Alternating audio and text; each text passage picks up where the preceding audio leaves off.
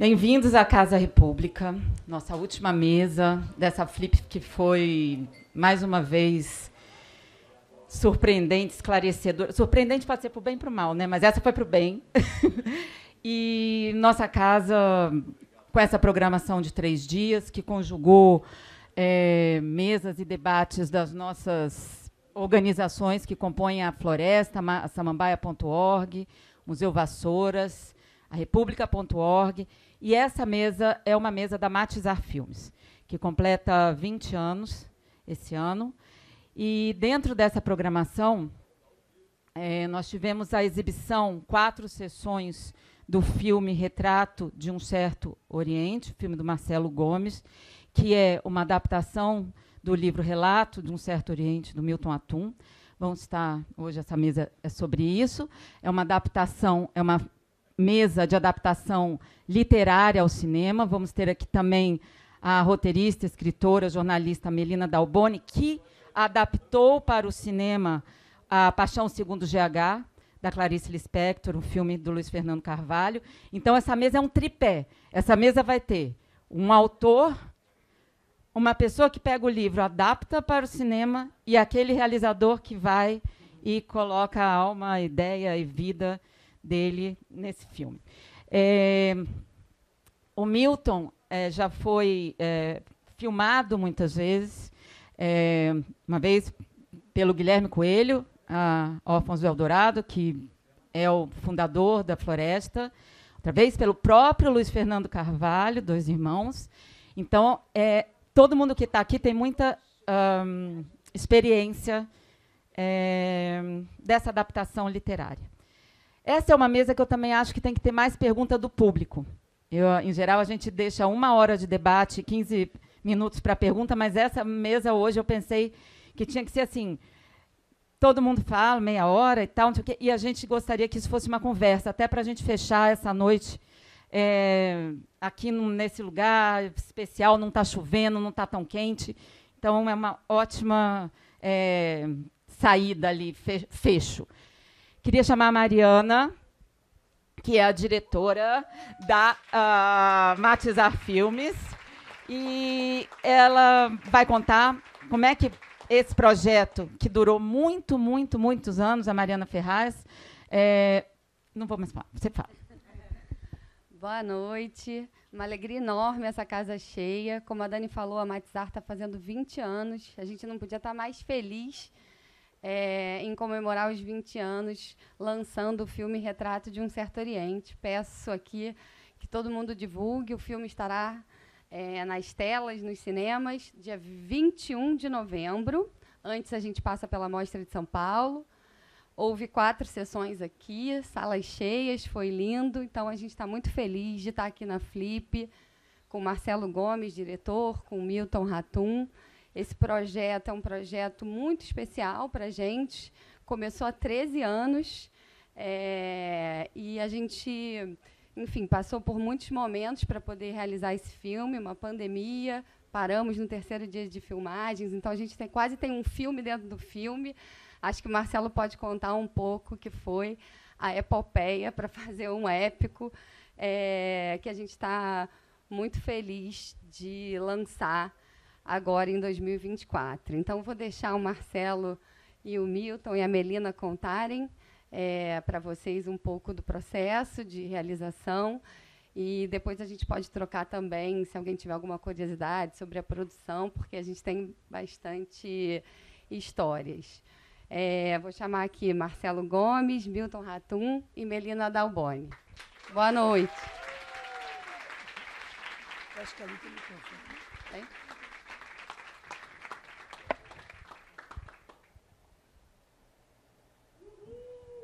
Não é isso não, né? Tá. Eu vou me meter nessa mesa aqui, porque eles acharam que precisava de uma pessoa que não fizesse parte do tripé. E aí eu fui chamada. Essa ideia do tripé é o começo dessa conversa, tá? Então, eu queria primeiro começar com da onde nasce tudo, né? Quer dizer, o autor. Tá nervoso?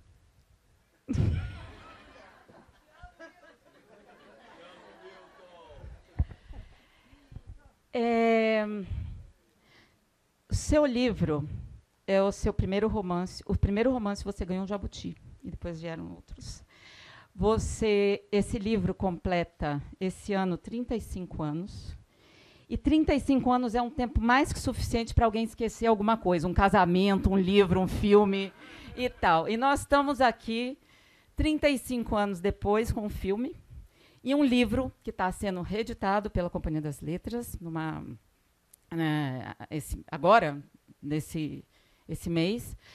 E eu queria que você começasse a falar um pouco desse livro.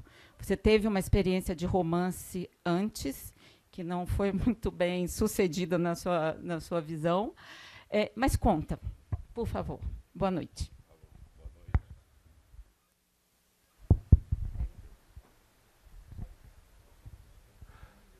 Boa noite, muito obrigado pela presença de vocês. Obrigado, Guilherme, Matizar. É um prazer conversar com vocês, com a Melina e com esse diretor incrível. Bom, a primeira experiência vamos dizer, que seria uma ficção, eu escrevi, e foi um fracasso, claro, eu escrevi retumbante. Eu escrevi quando eu era bolsista do Instituto Ibero-Americano, da Espanha, em Madrid, e era um texto, vamos dizer assim, que tentava reconstruir minha experiência no final dos anos 60 e na década de 70, primeiro em Brasília, depois em São Paulo.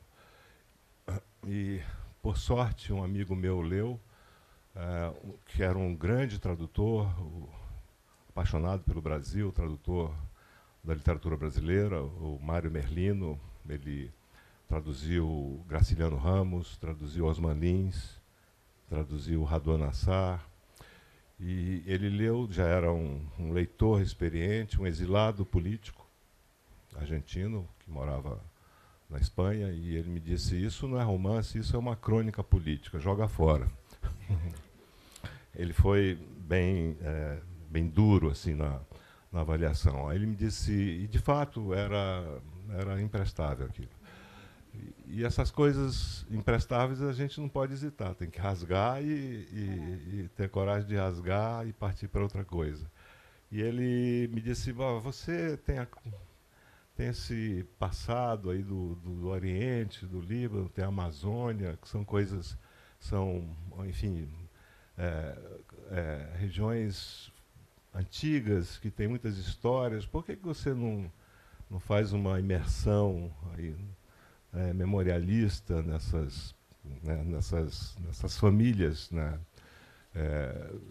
do Líbano e da Amazônia? E ele tinha razão. E eu comecei a pensar, então, eu já morava em Barcelona, comecei a pensar na estrutura do Relato de um Certo Oriente. Foi uma primeira experiência.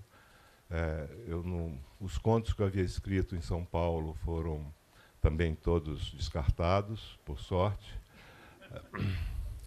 Alguns poemas foram salvos, infelizmente.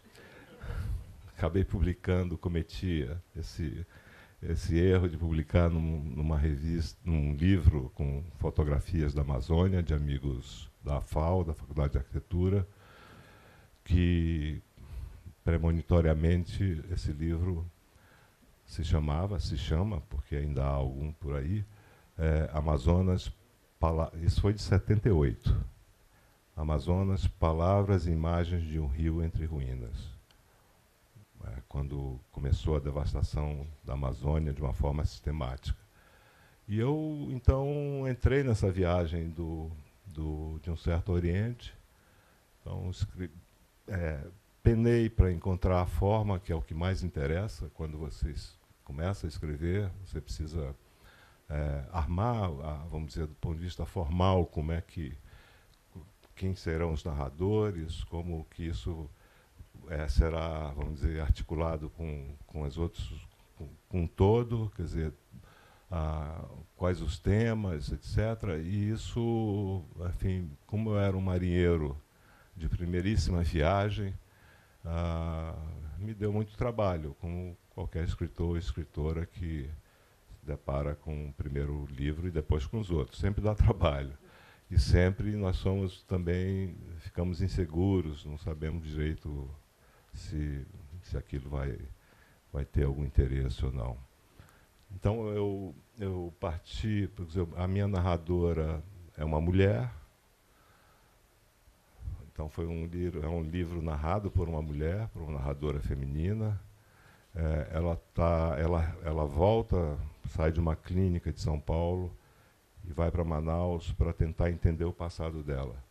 E aí ela ouve várias versões desse passado, de amazonenses, de pessoas que ela conhecia, da família, de um fotógrafo alemão, o Dorner, que Marcelo, enfim, é um personagem que o Marcelo usou, um fotógrafo alemão.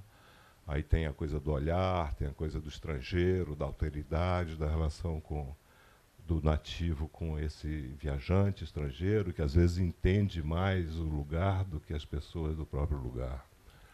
E, então, esse coral de vozes, cada capítulo é narrado por uma personagem diferente, às vezes eles se repetem, mas, no fim, o leitor percebe. Devo dizer? Não. Sim. O leitor percebe que ela está escrevendo uma longa carta para o irmão que mora em Barcelona, que era eu. Eu morava em Barcelona naquela época. Mas isso durou 7 anos.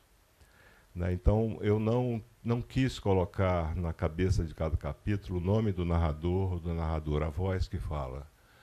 Porque eu queria que não sei, talvez era uma coisa da juventude, né? Você quer ser mais ousado, quer experimentar,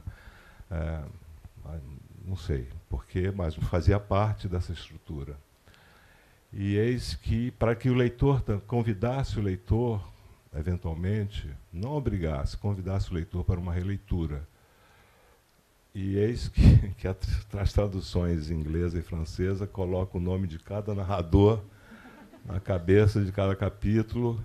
Não a tradução alemã, nem a italiana, mas não sei por que as traduções inglesas e francesas quiseram facilitar a vida do leitor ou da leitora. E eu fiquei chateado, né, porque eu quebrei minha cabeça para armar esse quebra-cabeça, e aí os editores decidiram facilitar a coisa, mas nem assim também vendeu muito, porque não dá. Nunca vai vender muito, não é um livro comercial, não é uma coisa para... É mais uma viagem muito intimista, muito subjetiva. Eu estava influenciado por algumas leituras.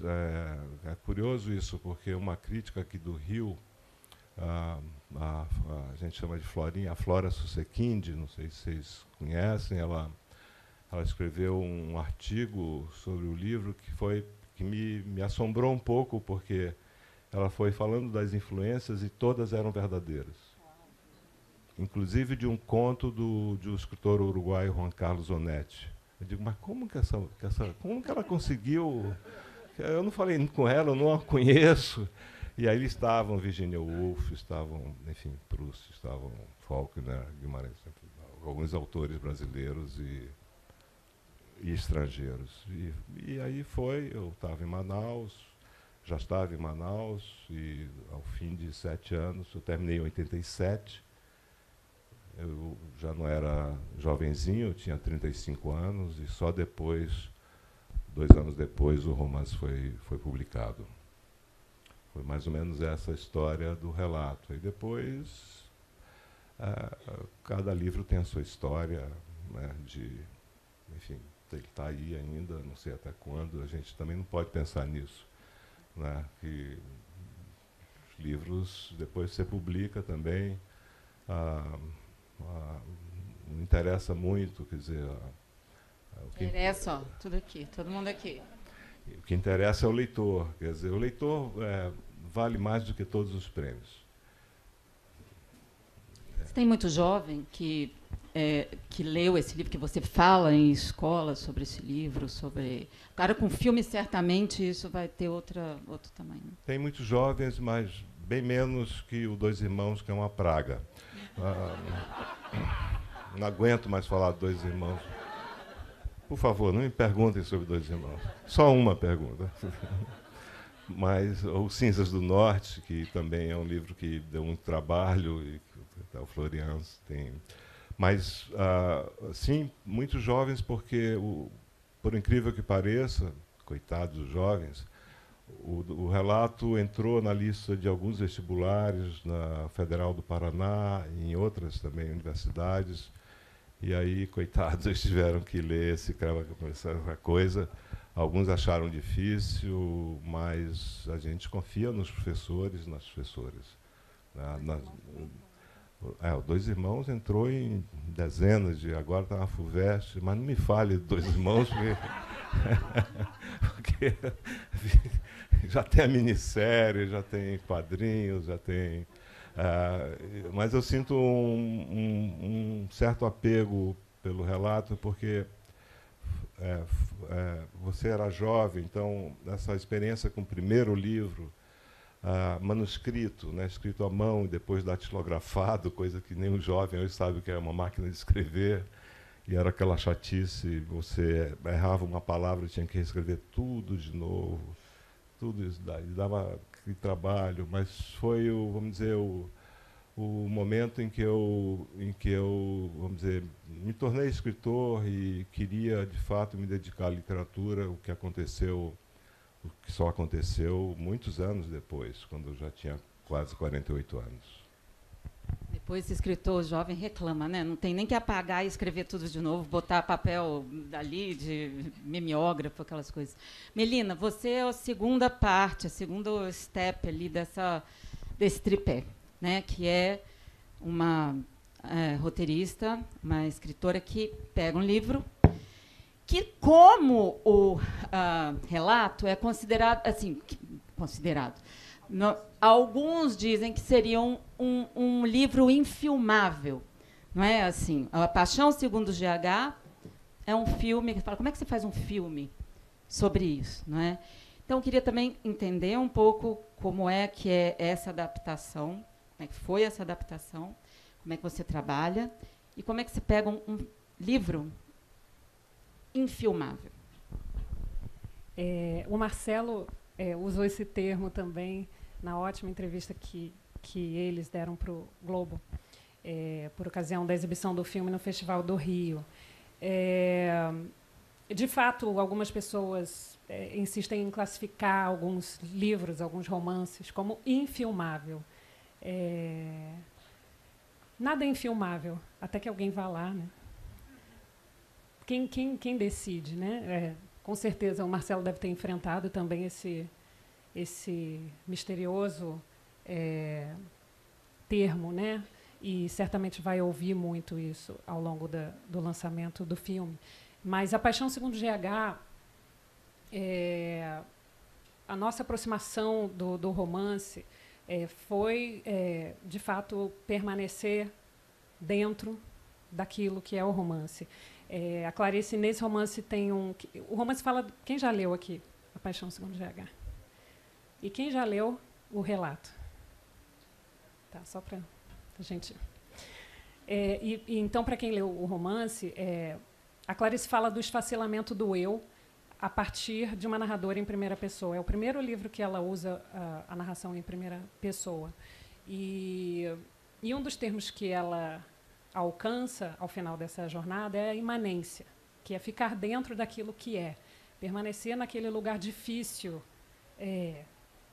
que é a dor, que é a dúvida, que é a angústia, que é o abismo, e que todos nós encontramos em algum momento da vida, e inclusive numa produção cinematográfica, né? Eu estava falando com o Marcelo sobre isso, sobre a luta inglória, digamos assim, que é você produzir cinema independente no Brasil, cinema autoral, que eu acho que é o caso dele, e do Luiz Fernando também. Mas, então, a aproximação do romance foi... a gente não chama de roteiro, a gente realmente reescreveu o texto da Clarice, conectando frases de uma maneira... Alguns leitores apaixonados dizem que o livro está todo lá. E eu fico feliz que digam isso, porque eu acho que quando a gente escolhe filmar, a gente também quer dizer aquela história. Eu acho que o escritor, né, como você falou, o tripé, né? Então, quando você se aproxima de um romance, deseja filmar, é tanto tempo envolvido com aquilo, o estudo é tão vertical, a criação é imensa, e às vezes na imanência, ficando dentro daquilo que é, e às vezes uma livre adaptação, também como no caso do retrato, do filme. Aquele envolvimento, o mergulho no universo daquele escritor é tão grande que só tem uma forma de você decidir filmar um livro, né? Marcelo, acho que levou foram 10 anos, né, Marcelo? E o A Paixão Segundo GH foram 20. Então, eu entrei no final dessa etapa, mas o diretor estava envolvido com estava com esse romance em mente, romance em mãos para filmar há 20 anos. Agora, para quem ama literatura, e eu entendo que quem está na Flip ama literatura, é apaixonante, é um desafio, é muito complexo, mas, ao mesmo tempo, para quem ama literatura e cinema, né, é muito apaixonante. Eu acho que no caso da Paixão Segundo GH, foi... a literatura e o cinema são duas linguagens completamente diferentes, né? E muito potentes quando a gente tem de fato um escritor como o Milton, como a Clarice. Então, acho que no caso do Luiz Fernando, né, a proposta dele para esse trabalho que a gente fez muito junto, ele também assina o roteiro, dar potência à literatura da Clarice, dar potência à cinematografia, ao cinema, e nesse encontro, nessa relação, nessa alteridade, né, ali, nessa fricção entre cinema e literatura, nasce uma terceira coisa, né, nasce uma terceira obra, que é o filme, né? Eu acho que sempre vai ter essa fricção, né, entre o cinema e a literatura, porque cada leitor tem um filme na cabeça. Cada leitor imagina o seu personagem, imagina... a literatura do Milton, né, Milton, eu acho que nós, como leitores seus, a gente consegue enxergar muito. Ele fala é muito sensorial, né? Tem os cheiros, tem as cores, tem o som. Ele é fascinante, né? Você lê, às vezes, um trecho de uma descrição de um ambiente, por exemplo, do Milton, é uma aula, assim, é fascinante. E o leitor tem a capacidade de imaginar. Isso que a literatura tem de incrível, é a imaginação. E o cinema vai lá e pode achatar essa imaginação. Esse é o risco, né, eu acho, quando você trabalha com literatura. Por isso, acho que dar volume, né, encontrar também um diálogo contemporâneo, que acho que o Marcelo também fez isso muito bem no filme. O diálogo, né, são livros que foram escritos, o Milton há 35 anos, o Romance da Clarice está fazendo 60 anos, e são livros que eles parecem ter sido escritos ontem à noite, enquanto nós dormíamos. O Milton tem uma palavra boa para... Ele não gosta muito de usar adaptação, usa transcriação, não é? E aí, Marcelo, eu queria que você me falasse um pouco também no terceiro momento dessa terceira vértebra ali da coluna, a sua transcriação num filme, num livro que você mesmo disse numa entrevista que era muito difícil de se filmar. Daniela, antes você não vai me perguntar se eu estou nervoso, não? Porque eu acho que você não é. Você é pernambucano, meu filho. Não tem nervoso, não. Pernambucano não fica nervoso, não. Eu estou em pânico. A gente até esqueceu de dar boa noite. Pois é, boa noite. Pode ser. Olha, de lado do Milton, na frente de uma plateia que admira muito o trabalho dele, dentro de uma feira literária, lá vou eu falar do cinema. Mas vamos lá. Eu quero dizer que o Milton, no primeiro encontro já com ele foi muito condescendente e falou: Marcelo, o livro já está aí. Já disse ao que veio. Agora você tem total liberdade. E é maravilhoso ver isso. é maravilhoso e assustador ao mesmo tempo, né? Você pode ir pelo caminho que você puder decidir, não tem nenhuma amarra, né? Então, eu acho que no primeiro momento foi ler e reler esse livro e entender quais são os momentos de grande emoção. Porque eu, quando escrevo meus roteiros, e aí eu vou falar um pouco muito do meu cinema, porque, como o Milton falou, a gente tem que encontrar a forma de contar a história, né? Então, eu fui à procura dessa minha forma de contar a história, né? O que é o meu cinema? Meu cinema, antes de tudo, é um cinema de personagens. O relato é um livro de personagens, que são personagens apaixonantes e apaixonados. E eu queria também que o meu filme trouxesse isso, né? Isso era fundamental.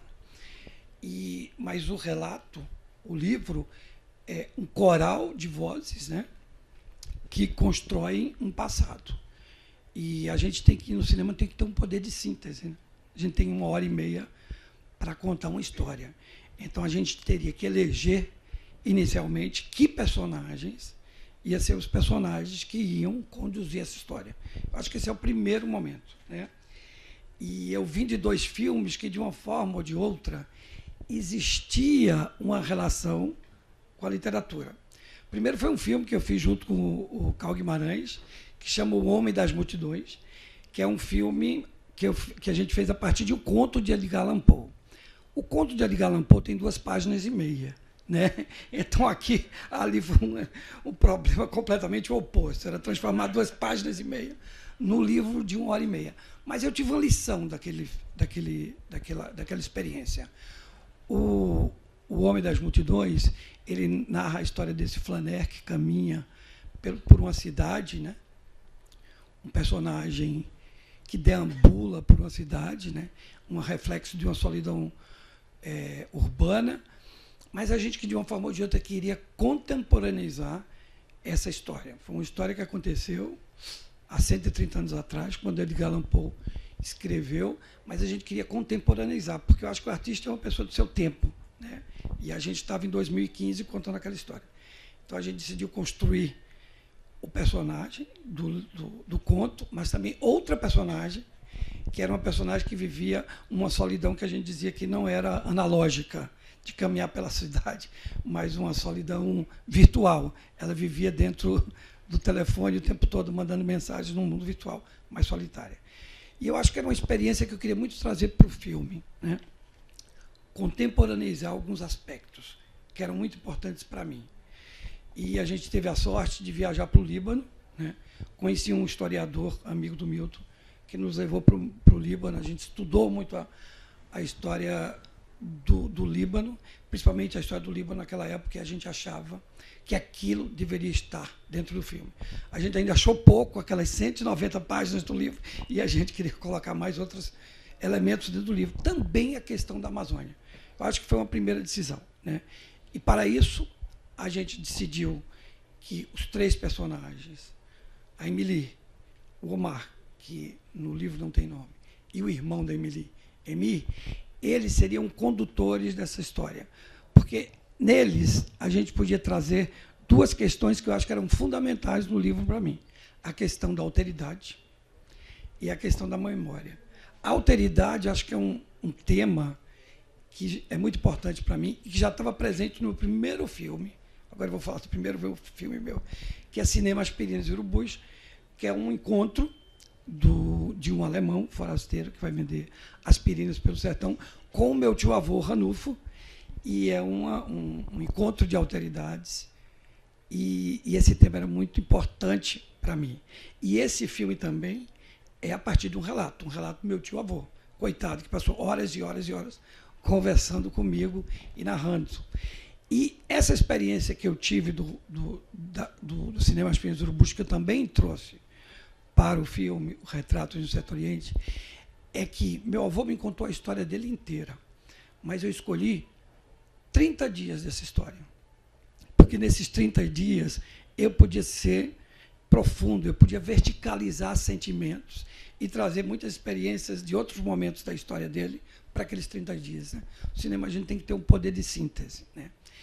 E aí, voltando ao Relato de um Certo Oriente, um filme que passa por várias décadas, né? Grandes fluxos de consciência e poucos diálogos, né? Olha a roubada que eu me meti.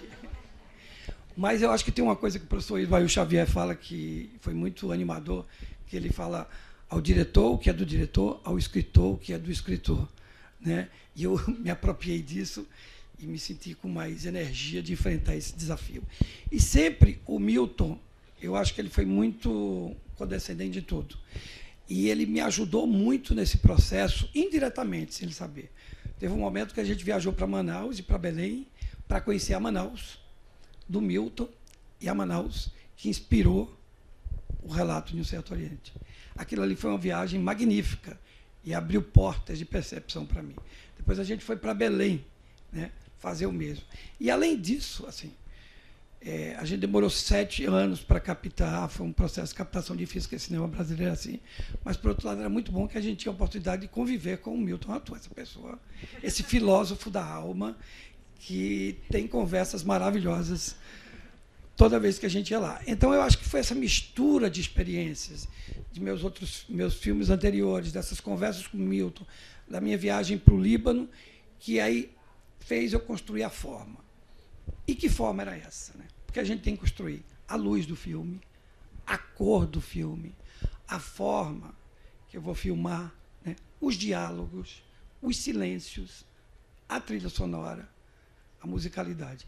Então, tudo isso são elementos que, de uma forma ou de outra, não estão presentes no livro, que a gente tem que ser inspirado pelo livro para construir isso. E pelas personagens, né? Então, acho que o primeiro momento foi construir o filme onde a grande narradora, o grande ponto de vista, né, porque nós do cinema trabalhamos com ponto de vista, o grande ponto de vista seria da Emily. E, a partir daí, a observação da Emily desse mundo. Outro elemento que eu acho que foi muito importante, que, para mim, foi trazer todos os dramas que acontecem na casa da Emily para dentro dessa viagem de barco.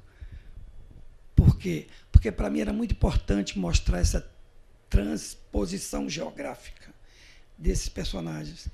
O que eu sentia quando eu li a obra do Milton era imaginar, nossa, como é que foi que esses libaneses olharam para a Amazônia pela primeira vez? Esse olhar, como foi esse olhar? Isso era muito importante para mim, enquanto um criador de uma obra audiovisual, né? E depois eu fiquei pensando como é que foi essa relação deles com a população indígena que vivia lá na Amazônia no momento da chegada deles, né? Então, a gente construiu toda uma trama onde a gente favorecia essa possibilidade desse encontro, né? E é um filme que trata muito de intolerância religiosa, e o livro também fala desse tema. Então, como trazer isso, né? Como trazer esse momento para o filme? Então, a gente pensou que construir uma arena dentro de uma pequena aldeia ribeirinha, de uma etnia tucana, no Amazonas, podia ser um grande momento para construir essa utopia. E essa utopia seria o momento onde o personagem muçulmano estava rezando para os seus deuses, a personagem cristã maronita da Emily estava rezando para os seus deuses, e no meio dessa arena, os indígenas rezando para os seus deuses. Talvez ali seria o lugar da possibilidade de uma utopia, né, onde essas diferenças religiosas teriam espaço para não ser mais diferenças, mas sim uma convivência pacífica, né? Então, eram elementos que, de uma forma ou de outra, não estavam escritos no livro, mas o livro foi que me influenciou a chegar nessas imagens. Na verdade, o que eu queria era dar uma nova experiência para essas personagens, sem esquecer o sentimento profundo delas que estavam nos livros, né? E, a partir daí, a gente fez essa grande viagem com essas personagens do Líbano até a região amazônica. Decidimos por 3 personagens para ter esse poder de síntese de contar a história. Eu tenho que falar um pouco mais do filme, eu não posso, porque senão eu vou dar spoiler, né? Esse tal desse spoiler, né? Ou então, como a gente diz lá em Pernambuco, acabar com as surpresas, né? Mas, enfim, mas, de uma forma ou de outra, tudo que a gente vê, apresenta no filme, foi inspirado, direto ou indiretamente, pela obra do livro, do Milton, pelas conversas que a gente teve, pelas viagens que a gente fez. né? E isso é que é maravilhoso, é fazer essa viagem cinematográfica pela obra do Milton e não ter nenhuma preocupação como é que vai ser a reação dele. Bom, mentira, eu tinha muita preocupação. Aí um dia eu não mostrava nada para o Milton, nenhum roteiro, eu falava um pouco da seleção dos atores, que eu também fiz uma coisa que para a equipe foi muito difícil.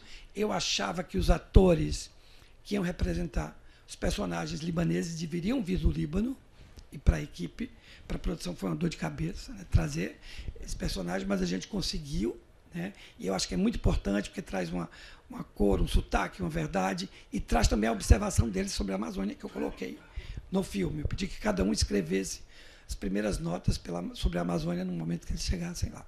E trouxe a Rosa Peixoto e sua família, que são da etnia tucano, do Alto Rio Negro, e que fazem parte também do filme. Por que isso? Porque eu acho que isso ia trazer uma verdade fundamental para o filme, mas também porque o Milton dizia que Manaus, naquela época, era uma Babel de línguas, né? E eu queria transformar esse filme também numa Babel de línguas. Então, todas as decisões que eu tomei para o filme, de uma forma ou de outra, foram inspiradas por esse senhor. Mas aí chegou a hora, né, de mostrar o filme para ele. E a gente esperava, protelava. Aí um dia ele foi para o programa do Pedro Bial, né, para falar de outro filme, O Rio do Desejo. E aí a produção do Pedro Bial pediu umas imagens do nosso filme, a gente deu. E aí o Pedro falou, Milton, mas tem outro filme, né, aí que está... mas esse rapaz nunca me mostrou nada. Eu louco para ver esse filme, o rapaz não mostrou nada. Aí ele falou, então a gente vai mostrar algumas imagens, né? Ele mostrou algumas imagens, principalmente uma imagem de um barco, das personagens dançando carimbó. E aí, no outro dia de manhã, liga minha mãe. Oi, mãe. Minha mãe de 92 anos, uma nordestina danada. Oi, mãe, tudo bom? Meu filho, eu vi na televisão um rapaz reclamando que você não mostra o filme para ele. Mostra esse filme para ele. Eu falei, tá bom, se você está mandando, eu vou mostrar. Agora reze por mim, por favor. Então a gente alugou a sala do Cine Sesc, convidou alguns poucos amigos, convidou a Ruth e o Milton, e a gente mostrou o filme, né, onde esses relatos desse passado, que no livro é em flashback, a gente transformou em retratos. E a partir daí acabou a história. Não, agora começa. Agora começa. Porque aí, Milton, você viu o filme. E aí, você viu? Porque uma coisa é você chegar para ele e falar assim, ó, não, o livro já veio, já está, não sei o quê, e agora vai fundo. Outra coisa é você começar a ver aquilo ali. Me conta pra gente como é que foi. Aí o negócio começa assim, tela, aquela pedaço, abre lá, Ancine, tal. E aí? A gente tinha uma... eu fui discreto ao ponto de nunca perguntar pelo roteiro. Eu perguntei alguma vez? Não. Você imagina 10 anos sem perguntar pelo roteiro. Não é fácil. O cara estava lá, caraminholando, fazendo as coisas, puta, o que é que ele está fazendo, esse cara? Que roteiro, porque o roteiro, se errar muito no roteiro, não tem salvação. Né? É que nem a linguagem, você escolhe o narrador errado, o ponto de vista errado, se o tom, a dicção, enfim, e a visão interior tiver erradas, você erra tudo. E para mudar depois tem que reescrever o romance. Mas eu me surpreendi positivamente. Eu acho que o Marcelo, eu acho que ele fez como os cineastas fazem, porque tem que sintetizar mesmo.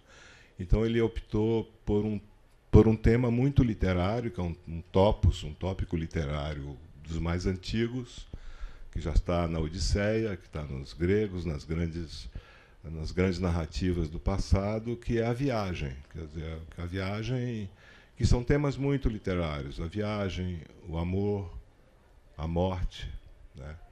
e claro, o que decorre, as coisas que decorrem disso, todos os sentimentos, traição, inclusive incesto, né, sem dar spoiler, mas quem lê o livro sabe que ali tem uma coisa incestuosa, tem uma relação incestuosa.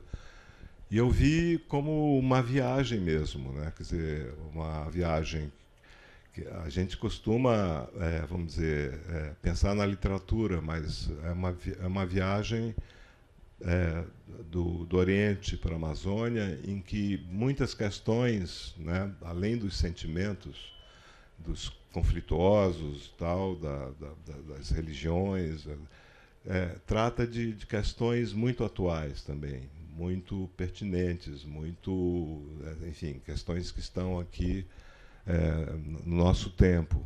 E esses foram elementos que o Marcelo introduziu de uma forma livre no filme, que não questões que não estavam, vamos dizer, que não foram abordadas, nem mesmo aludidas no romance, que é um romance muito intimista, estão no filme, né? O que dá, vamos dizer, que acena para a nossa contemporaneidade, para os dias de hoje.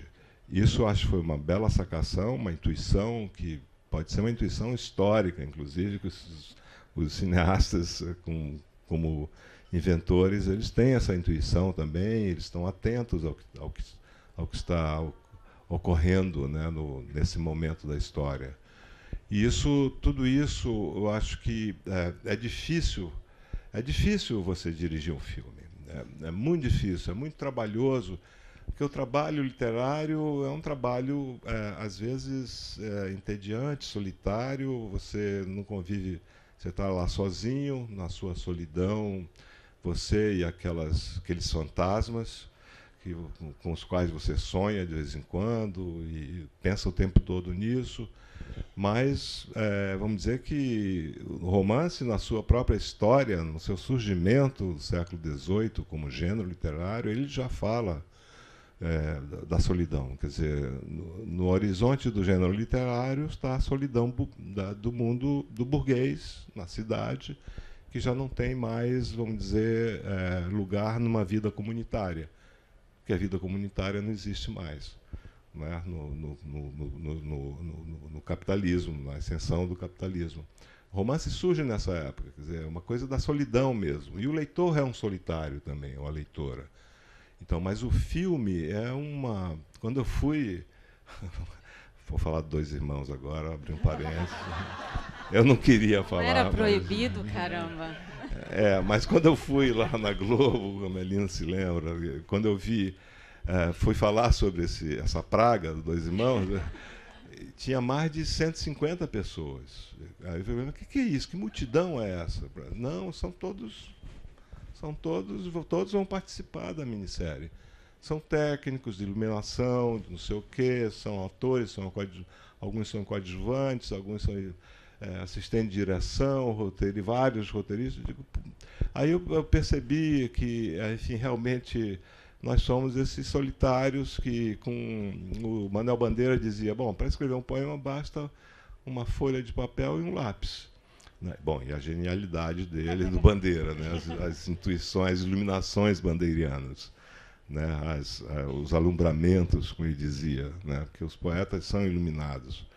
Ao contrário dos prosadores, que têm que ficar ali cavando o tempo todo, 6, 8, 10 horas por dia, reescrevendo e tal. Mas eu vi essa viagem como um recorte, vamos dizer, muito uma opção, vamos dizer, temática e também estética para vamos dizer, traduzir o que há de essencial no romance. Né? Quer dizer, o Jorge Luiz Borges, ele sempre irônico, né? Ele dizia que a tradução às vezes é infiel à original. Quer dizer, uma grande sacação dele, né? Quer dizer, às vezes a tradução pode ser melhor que a original. né? Ou pode, enfim, intuir certas coisas, né? Aludir a certas coisas e que o original não está no original. E, nesse sentido, ele valoriza a tradução. E eu vejo, vamos dizer, você falou da adaptação, de fato é uma palavra que não me... para mim é limitada, às vezes. Porque eu penso, e aí eu lembro os poetas concretos, quando eles falavam da transcriação, em que a tradução é também inventiva, deve ser inventiva, né? Então, na transposição de linguagens tão diferentes, como a Melina falou, da literatura para o cinema, para a imagem, eu acho que essa transcriação, quer dizer, essa liberdade em fazer opções estéticas, ela pode ser vista também como uma tradução muito criativa, né, que tem como origem um texto, né, uma literatura, um romance ou um conto, e falar numa outra linguagem aquilo que é a essência do original, né? E nisso ninguém perde, ninguém ganha, né, porque são linguagens muito diferentes. E eu gostei inclusive dessas novas, vamos dizer, dessas intuições do nosso tempo, que a abertura é linda, lindíssima, vocês vão ver. A abertura do retrato no porto de Beirute, que é Nápoles, na verdade, pode falar? Não. Não. Já falei. I'm so sorry. Já falei que é Nápoles, porque a Itália entrou como coprodução, ali por um imbróglio, usando um imbróglio, enfim, que tem a ver com as limitações de orçamento e tal. E o Marcelo teve que filmar em Nápoles, mas ali é o Mediterrâneo, né? Estamos no Mediterrâneo, as paisagens são muito semelhantes, mas a cena inicial ela já traz para o espectador uma coisa do nosso tempo, né? E isso é belíssimo, né? Quer dizer, belíssimo toda a questão indígena que também ele traz para o filme, que não está no livro, está na relação entre a empregada e a patroa, que é sempre uma relação de dominação, de humilhação. Foi um dos traumas da minha infância, ver essa relação das mulheres indígenas e as patroas, que me marcou para toda a vida. Eu usei na Praga, no Dois Irmãos, e continuei a usar depois no Cinzas do Norte, no Órfão do Dourado, um pouco nos 2 volumes da trilogia, e será usada também no último volume. Melina, eu queria que você comentasse, e também queria te perguntar, você escreveu um diário da sua transcriação, que é um livro, diário de um filme, que ela conta como pegou esse livro difícil e transformou você não chama de roteiro, mas nessa transcriação, não roteiro. Queria que você comentasse antes da gente abrir para as perguntas. E aí a gente passa para as perguntas, já fica todo mundo assim pensando o que vai perguntar, que a gente vai passar os microfones.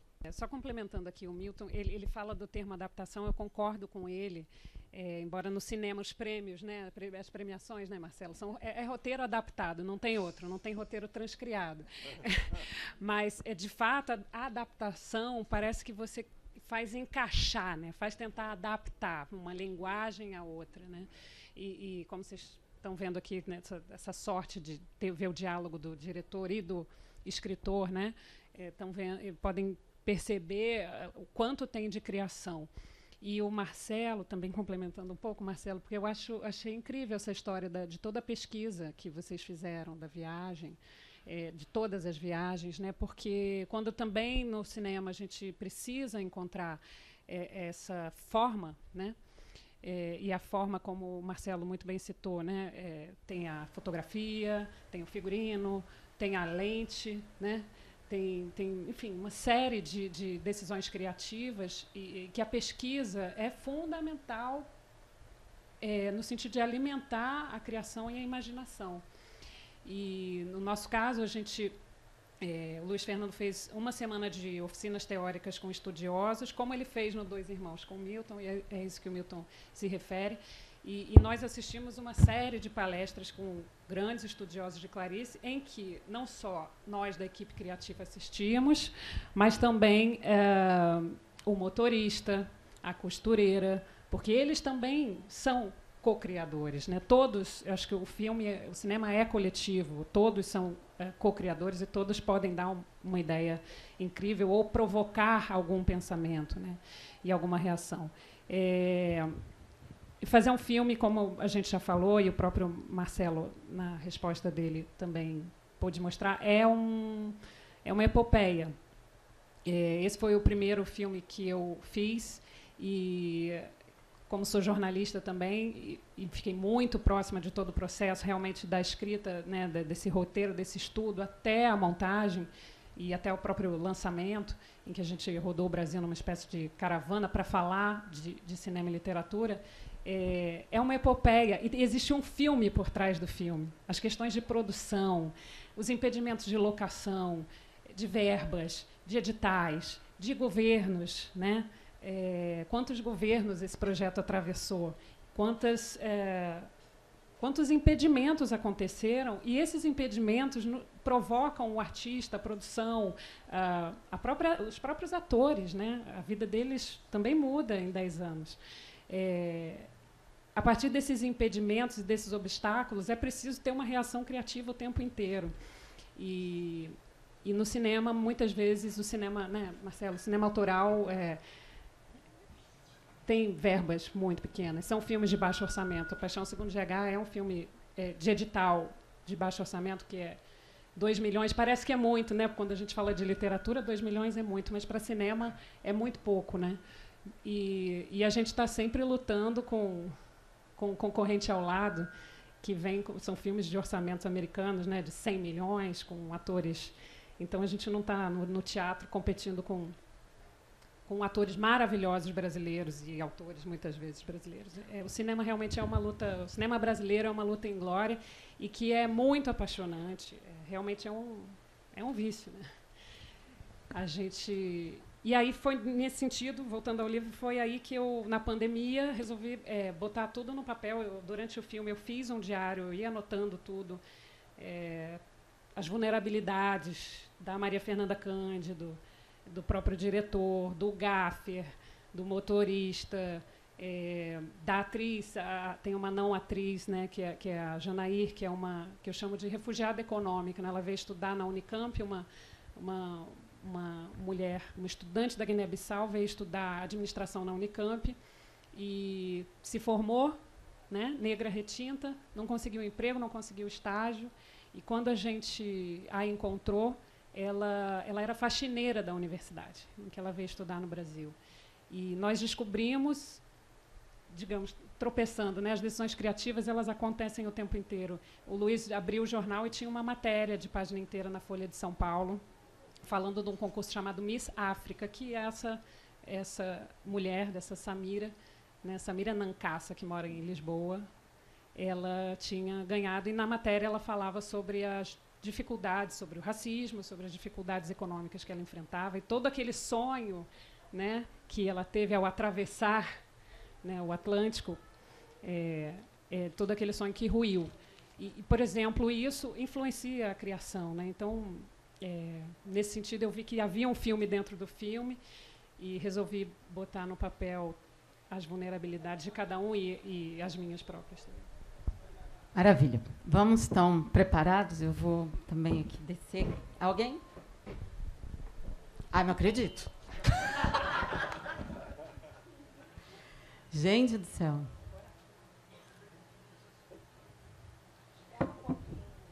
Não, gente, eu dei tempo para pensar aqui. Vocês querem comentar alguma coisa que a Melina disse? Aqui?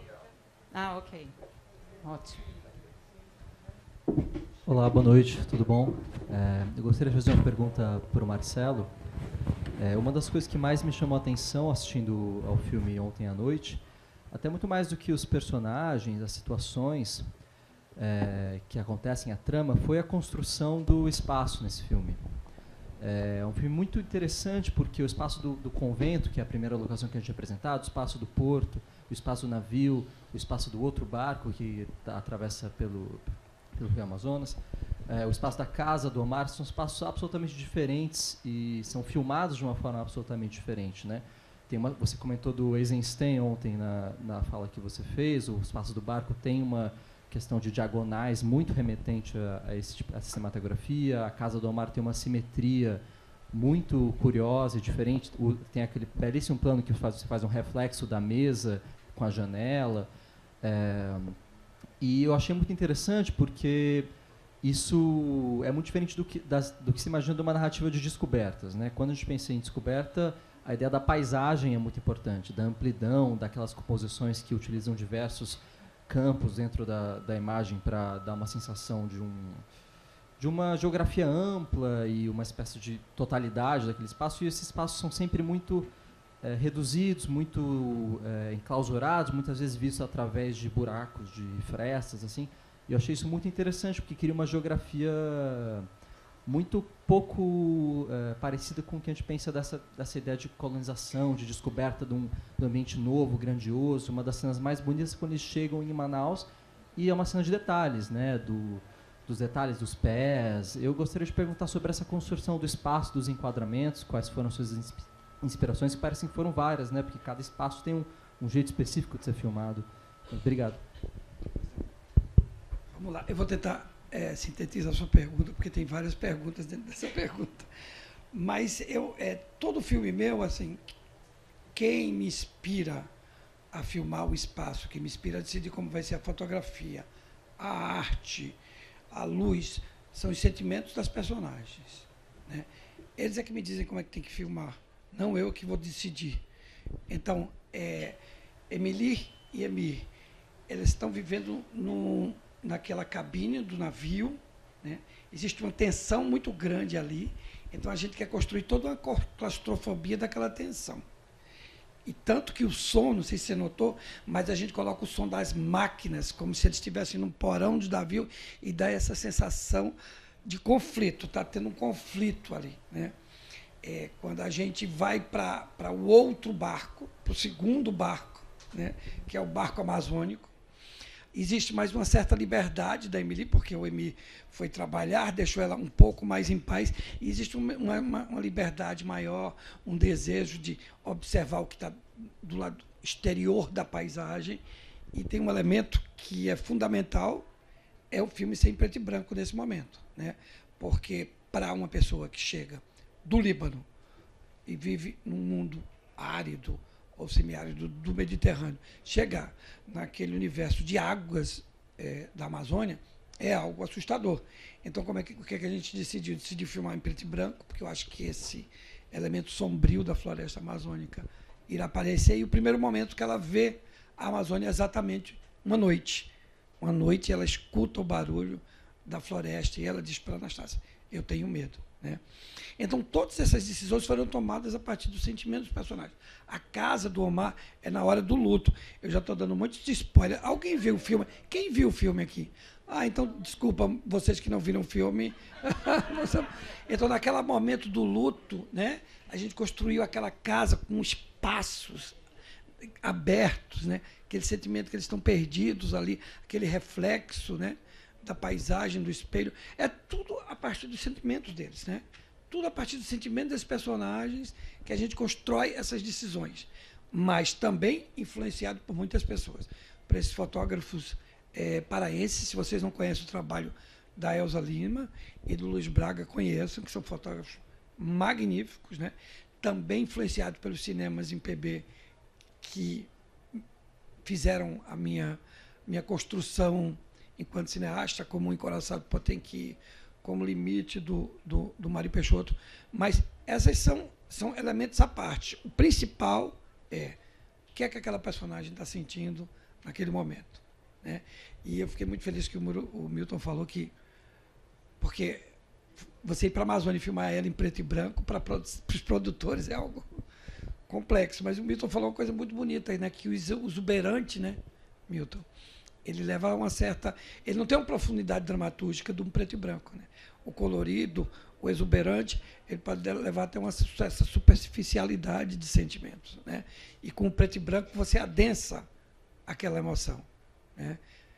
Então a gente transformou 50 tons de verdes da Amazônia em 50 tons de cinza. Mas não foi para fazer uma gracinha, não. Foi para construir sentimentos profundos. Diminuiu as óticas. É, exatamente.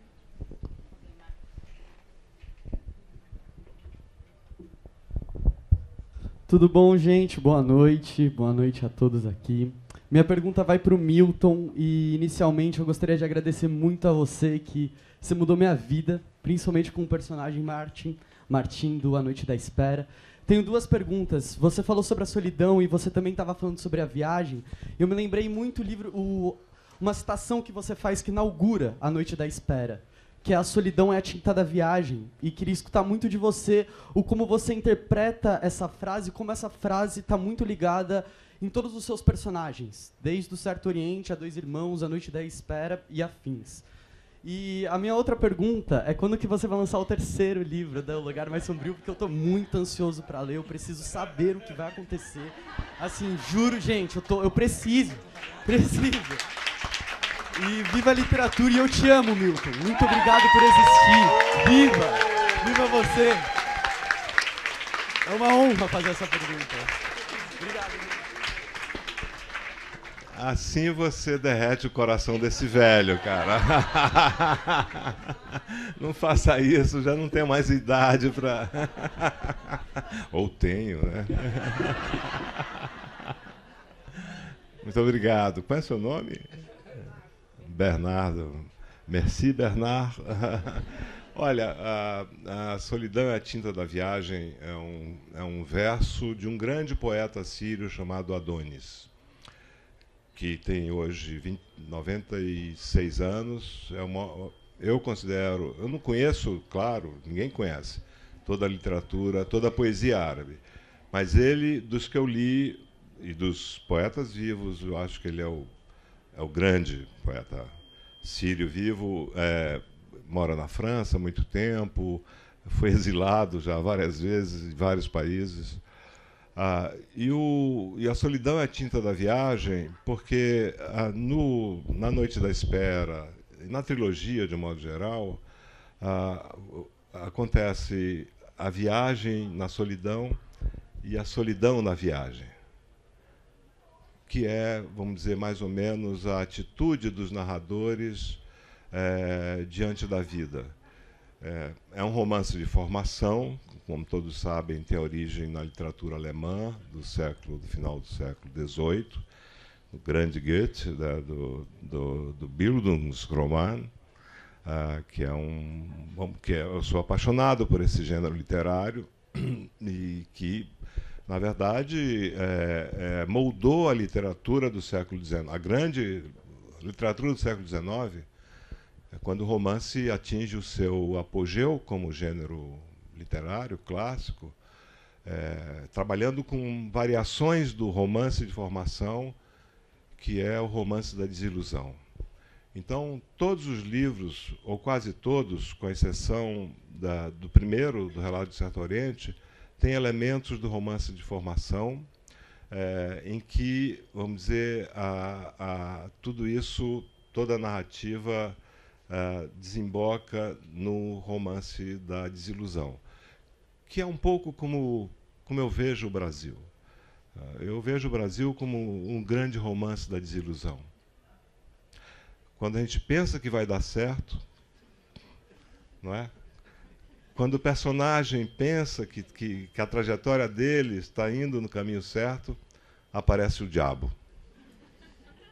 No romance tem que aparecer o diabo, o demônio, para vamos dizer, bouleverser, para dar uma chacoalhada naquilo tudo e mudar o destino dele. Porque se for tudo bem até o fim, não é romance, é outra coisa. Pode ser autoajuda, pode ser uma receita para o bem viver, não é? Por R$80 você compra uma receita para o bem viver, mas você não vai viver bem. E o bem viver vai ficar longe, né? Então, o romance fala, vamos dizer, da desilusão, né, de alguma coisa que, a partir de um certo momento, não dá certo, não deu certo.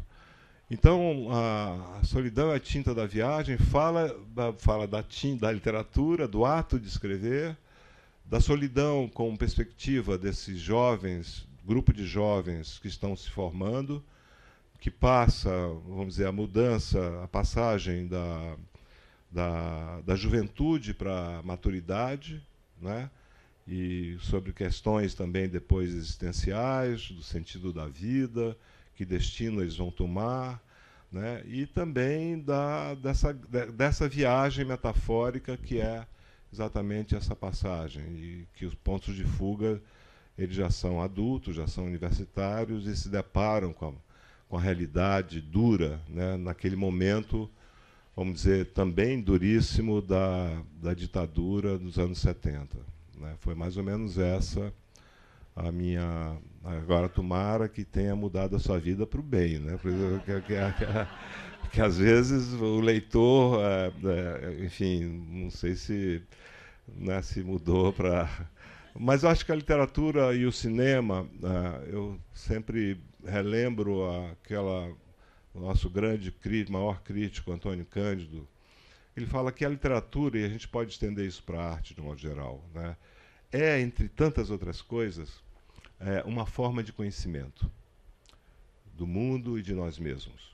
Né? Então, a literatura tem esse poder, o cinema também, de mudar a nossa vida, em algum sentido. Né? E isso não é só a política, né? E não só o romance político ou romance, vamos dizer, de denúncia, né? Que perde um pouco da sua força na própria denúncia, né? Porque o romance tem que ter, a arte tem que ter a sutileza e o risco do contraditório, das contradições humanas, porque é aí que ele sobrevive.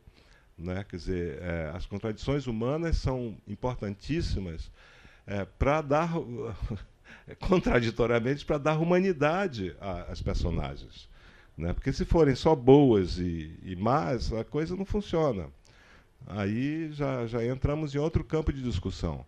Mas é nas contradições humanas que há a humanidade das personagens, que ela emerge com força e faz o leitor e a leitora, os dois, pensarem e refletirem sobre a condição humana. O terceiro. O terceiro deve sair no ano que vem. Eu digo isso todo ano, né? Mas agora vai. Antes que ele venha comigo para algum lugar, né? Não é fácil, mas o ano que vem está logo ali. Por que você lembrou disso? Não, mas eu já escrevi, eu só não contei para o meu editor que eu terminei, para também não excitá-lo, não ser pressionado. Mas eu já terminei e eu fico penteando, eu fico reescrevendo. Porque o que eu vou fazer depois? O que nós vamos fazer depois, quando já não há nada para escrever ou para filmar? Né? É triste quando você acaba um romance.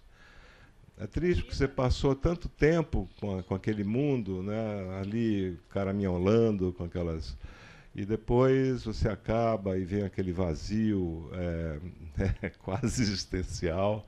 Né? Mas, não, acho que no ano que vem sai essa coisa aí. Alguém mais?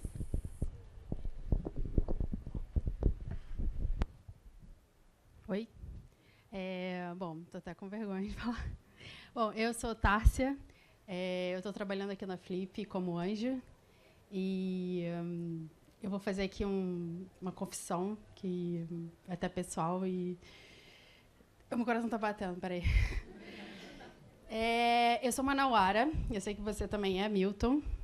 Eu vim especialmente por sua causa e você é uma figura que realmente, como ele, mudou minha vida. Assim. Eu saí de Manaus com 4 anos, fui morar no Rio e minha voz deve estar trêmula, estou até nervosa.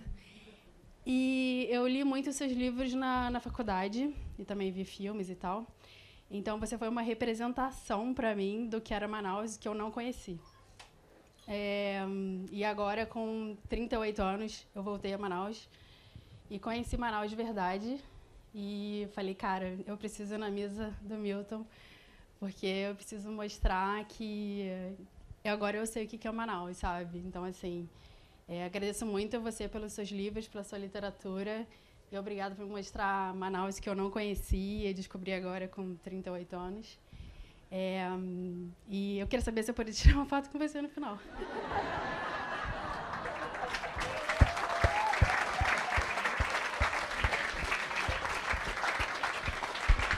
Você viu, Guilherme, o que você faz? Claro, você pode tirar várias fotos. Obrigada. Minha querida conterrânea. Obrigado.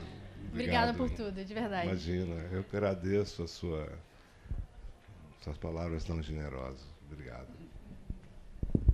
Depois dessa pergunta, de alguém perguntar, difícil, né? Mas convido a mais perguntas.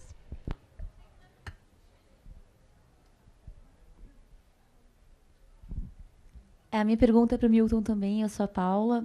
Milton, você fala que essa Manaus, da época que você escreveu o relato de Certo Oriente, era uma Babilônia, né? Eu queria entender como é que você relaciona Manaus dessa época, quando você estava em Barcelona, enfim, também era um outro momento histórico do país, com a Babilônia da Manaus de hoje. E da Amazônia de hoje, em especial, né? Depois desses anos loucos que vivemos. Quem fez a pergunta? Você. Eu. Olha, a Manaus de hoje e a Amazônia de hoje são muito diferentes da cidade, da região da minha infância. Houve uma degradação brusca e bruta a partir dos anos 70. Quer dizer, a Manaus da minha infância era uma cidade ainda, vamos dizer, que tinha uma relação harmônica com a natureza, porque o projeto feito no ciclo da borracha, antes do ciclo da borracha, era um projeto urbano que não, vamos dizer assim, agredia a natureza, ela integrava a cidade, o urbano, a região, a floresta e os rios. E durante 50 anos, depois do fim, da decadência do ciclo econômico da borracha, que vamos dizer que acabou por volta de 1912, 1915, Manaus viveu meio século de vida econômica totalmente estagnada. Então, a cidade da minha infância era uma cidade sem nenhum edifício, não tinha um único edifício, muito arborizada, com vários igarapés que adentravam na cidade, que era o lazer dos manauaras pobres e ricos, enfim, de todos os manauaras. Quer dizer, a natureza estava viva ali na cidade. E como a gente sabe que a industrialização não significa necessariamente progresso. E Manaus significou o fim dessa relação entre a cidade, com a Zona Franca, que foi um decreto do Marechal Castelo Branco, de dezembro de 67. Ia ser no Rio de Janeiro. A elite carioca não deixou, não quis. Isso está no livro do Roberto, do economista, do Roberto Campos, né? Ele conta isso, porque a elite carioca achou que seria, imagina, a Zona Franca no Rio seria o fim. Mas a elite amazonense manauara não tinha nenhuma força e... Então aconteceu... essa transformação bruta aconteceu na década de 70, sobretudo na década de 80. E aí a cidade, que tinha uma população de 300 mil habitantes nos anos 60, pulou, hoje tem mais de 2 milhões de habitantes. E invasões, né, pessoas muito pobres que chegavam e invadiam a floresta, queimavam a floresta e construíam barracos, favelas, que nada tem a ver com as favelas de São Paulo e do Rio, né? São barracos mesmo de pedaços de pau, com lona, com plástico. Há muitos bairros, a metade de Manaus é favela, a metade da cidade. todos os rios e igarapés foram poluídos ou aterrados.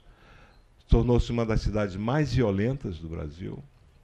E isso, não só, vamos dizer, do ponto de vista do meio ambiente, muita gente só pensa na floresta, que é um desastre, né?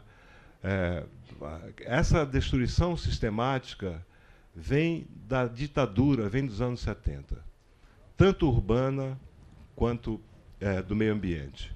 Então, nos anos 70, as grandes rodovias, né?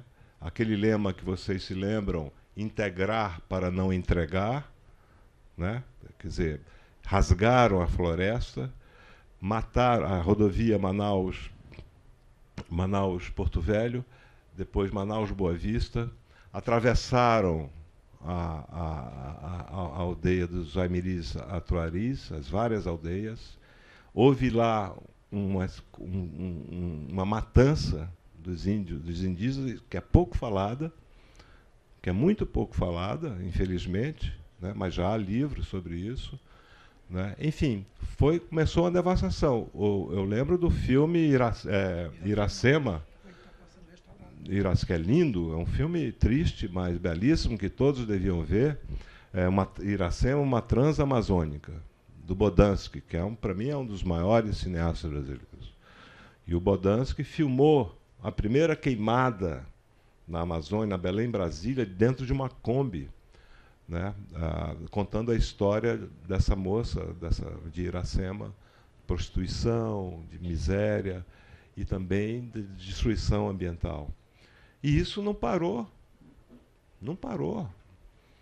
Arrefeceu em alguns momentos, mas no governo passado voltou com uma força destruidora, nefasta, como vocês sabem.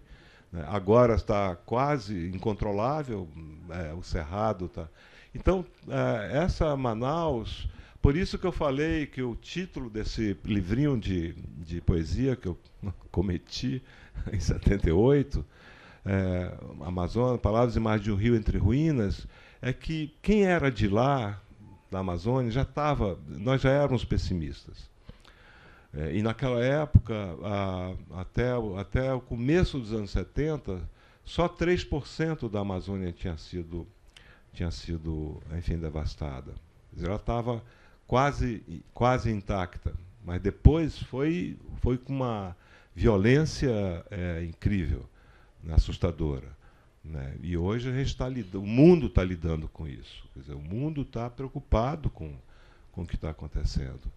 Quer dizer, há bairros em Manaus. O poeta Tiago de Mello, poucos anos antes de morrer, ele disse: Milton, tem bairros na nossa cidade em que eu não conheço mais essa cidade. Ele me disse com aquela melancolia, a melancolia do fim, né, crepuscular. Ele me disse, com 90 e tantos anos, ele disse: eu não conheço mais a nossa cidade. Já não é mais. Sem nostalgia, não é uma questão de nostalgia. É que esse jovem, você que foi para Manaus pela primeira vez, agora, você nunca mais vai conhecer essa Manaus que existiu, essa memória histórica, o centro urbano, os casarões, a arquitetura, porque a cidade, o espaço tem uma relação afetiva com a gente. Não é uma questão nostálgica, não, é que as gerações vivem numa cidade e passam o afeto desse espaço para os outros, que vivem também na relação da arquitetura, do mundo urbano, com a nossa própria alma, com a nossa memória. E isso foi perdido. Como vocês devem ver no Rio de Janeiro, em São Paulo também, que já destruíram quase tudo, né, no Recife, você vê isso no Brasil todo, essa barbárie urbana, né? Mas não devemos silenciar sobre isso. E por isso também estamos aqui. Nós temos tempo. Obrigado. Nós temos para mais uma pergunta.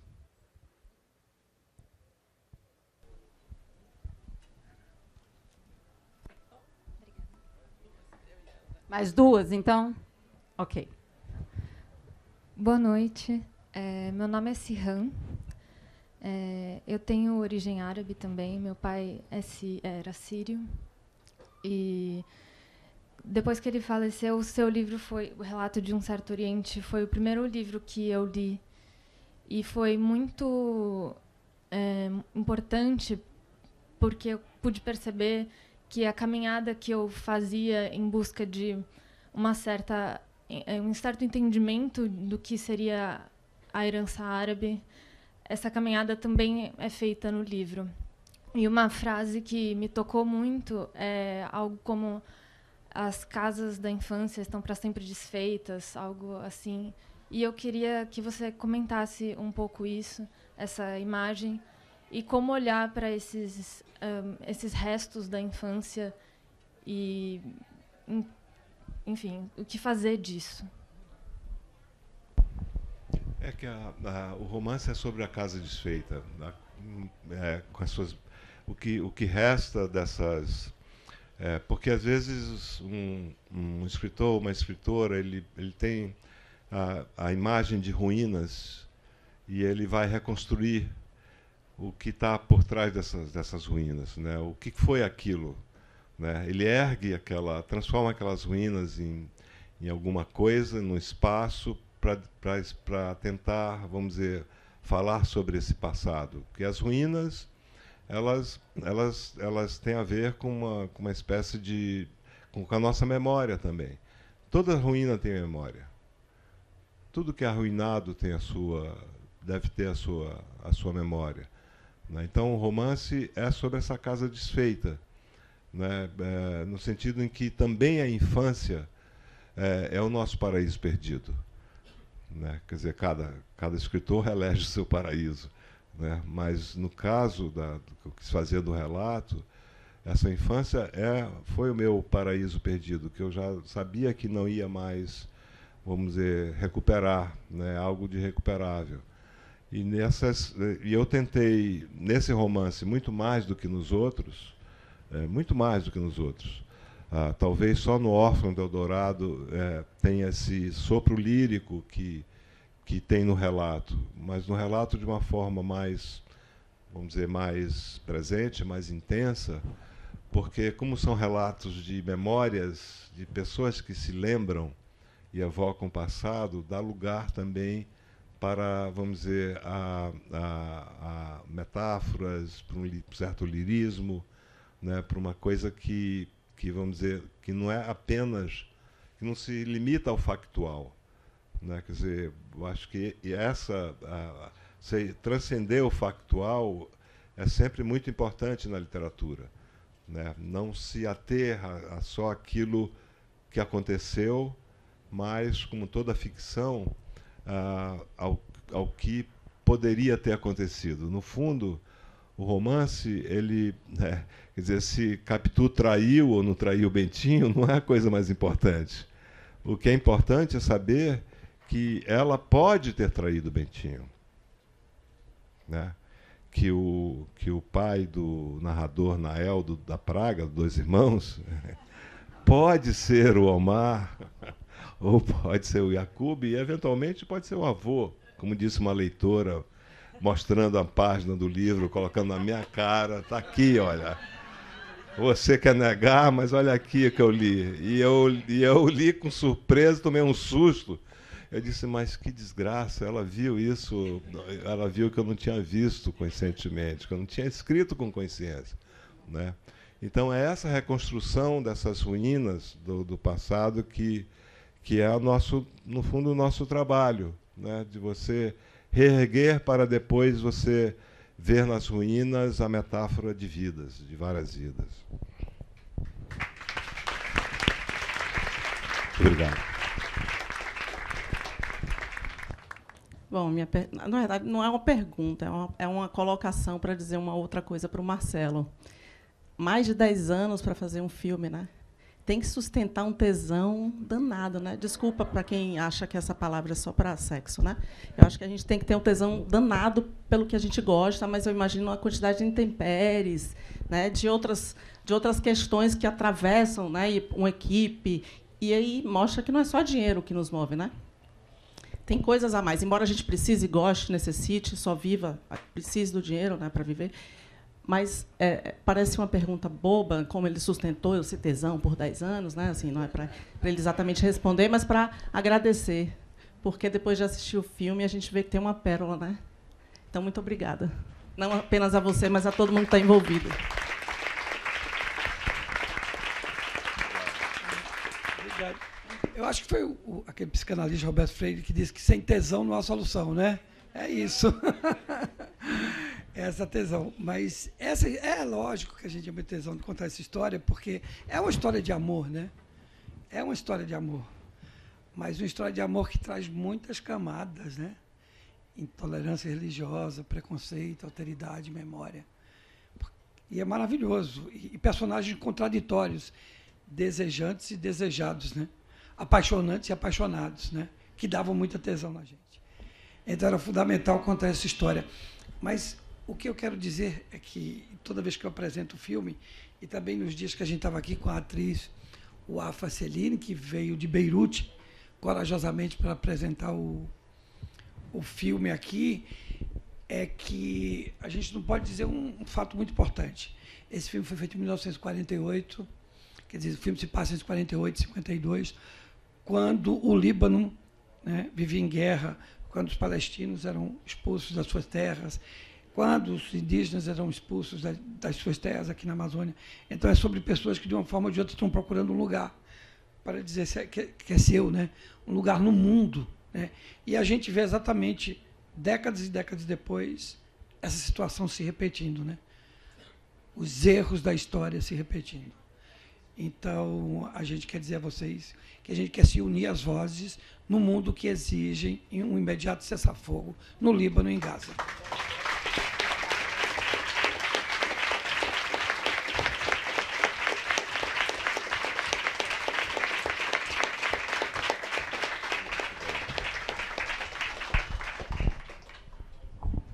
Melina, qual o próximo projeto?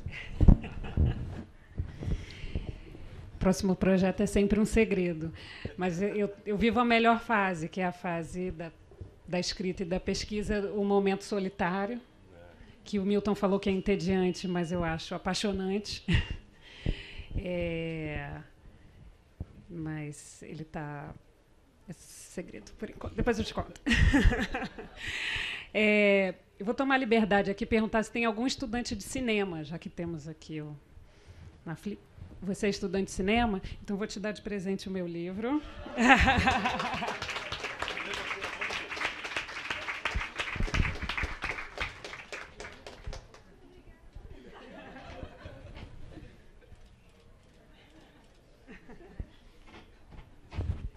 Gente, dito isso, que mesa boa. E assim acaba a nossa Casa República na Flip. Até o ano que vem. Convido todos para voltarem. Vamos estar aqui de novo.